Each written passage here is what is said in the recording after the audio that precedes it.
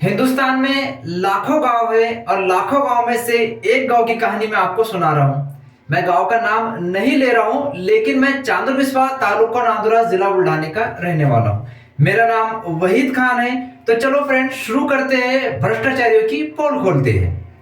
Actually कुछ दिनों से मेरा मोबाइल का स्क्रीन डिस्प्ले टूट गया, खराब हो गया, तो इस कारण से सीसीटीवी बराबर काम नहीं कर रहा है। खबरें जरा बहुत धीरे धीरे लेट लेट पहुंच रही है।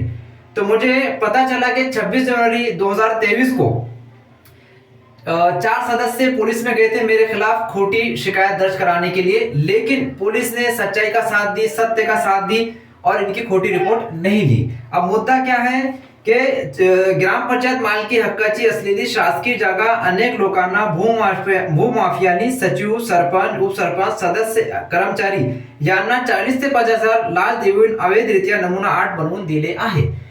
ये एक बहुत बड़ा भ्रष्टाचार हुआ है। इसी में जो है 17 मेंबरों की जो बॉडी है। अब हिंदुस्तान में लाखों गांव है, तो वो कौन से 17 मेंबर की बॉडी है आप पता करके मालूम कर सकते हो। तो अब ये इस तरह का भ्रष्टाचार हुआ। जब तक्रार की गई तो जो भूमाफिया है उसने स्पष्ट कहा था कि तुम्ही कुठेही तक्रार करा, आमच्या काही वाकड होणार नाही, कारण आमची सेटिंग फार ऊपर आहे। आर्थिक देवाणघेवाण करून सगळा काही निपटला जात आहे। सदरील प्रकरणाबाबत तक्रार करणाऱ्याला आम्ही जीवे मारीन किंवा खोट्या आरोपात तुरुंगात टाकीन, आमचे हात फार लांब आहे, आमचे नादी लागू नका। ऐसी धमकियां जो है ये भूमाफिया और उनकी जो पूरी टोली है भूमाफिया की, वो ऐसा देते रहते हैं। और इसी पर अमल करते हुए भूमाफिया के साथीदार पुलिस में गए थे खोटी रिपोर्ट लिखाने के लिए। अब अगर ये कहते कि हम ये इस षड्यंत्र में शामिल नहीं हैं, तो 17 मेंबरों की तकरार हुई है। 17 मेंबरों पर आरोप लगा है कि इन्होंने सरकारी जगह की अवैध रीत्या नमूना बनाकर बिक्री की है।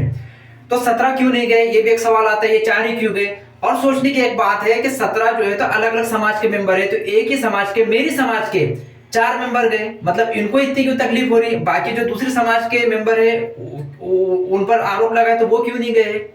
इसका मतलब है चोर की दाढ़ी में तिनका। इन्होंने कुछ करे है, दाल में काला है, इसीलिए ये जो धमकी दी गई है बाकायदा के खोटे आरोप में हम फंसाएंगे, तो उस पर अमल करने के लिए गए थे, लेकिन उनको कामयाबी नहीं मिली। पुलिस ने उनको इनका घर का रास्ता बता दी है।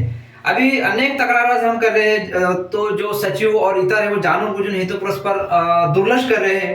तो इस तरह का एक बहुत ही बड़ा षड्यंत्र, भ्रष्टाचार चल रहा है हिंदुस्तान के एक गांव में। वो कौन सा गांव है आप पता कर लीजिए, क्योंकि अगर हम नाम ले ले, इनका बता दे, तो इनको बुरा लग जाता है।